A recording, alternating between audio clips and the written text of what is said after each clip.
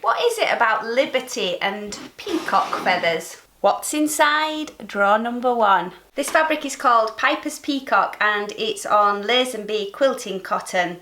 No doubt it's connected to one of Liberty's oldest prints called Hera, which I'm wearing in this shirt here, named after the Greek goddess. And let's have a closer look at this beautiful quilt called Arthur, which is the first one in my book.